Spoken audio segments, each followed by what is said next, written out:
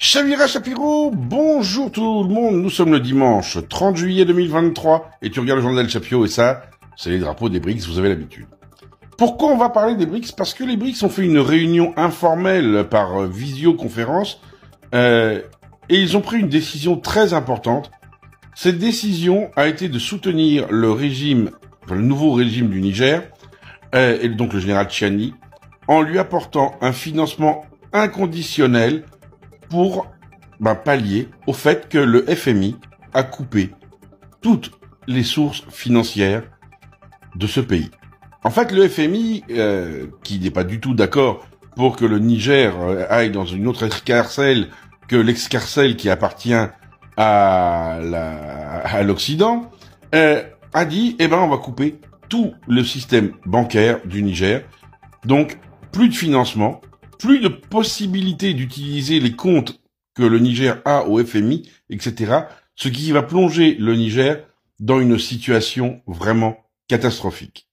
La France, évidemment, applaudit à deux mains, les États-Unis aussi, et évidemment, au Niger, il y avait une certaine inquiétude, et les pays de la BRICS, par leurs représentants, ont annoncé que la BRICS allait de suite octroyer des fonds de façon illimitée pour la reconstruction du Niger et l'indépendance du Niger.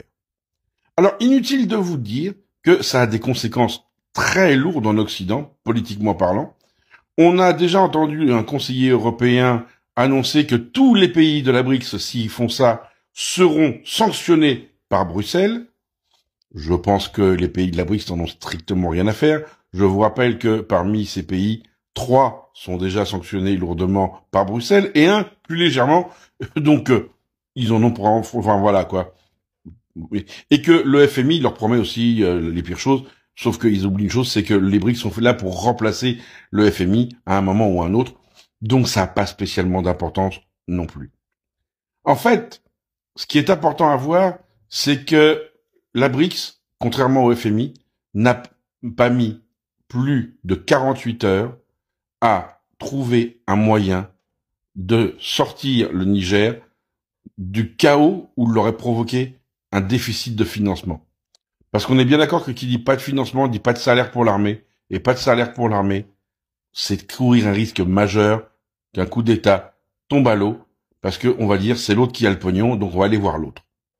Oui, il y a le patriotisme d'un côté, mais il faut pas oublier une chose, c'est que les gens ont besoin de manger, et que malheureusement, pour la bouffe, on a tendance à trahir ses propres idéaux. Faut pas l'oublier, c'est tout.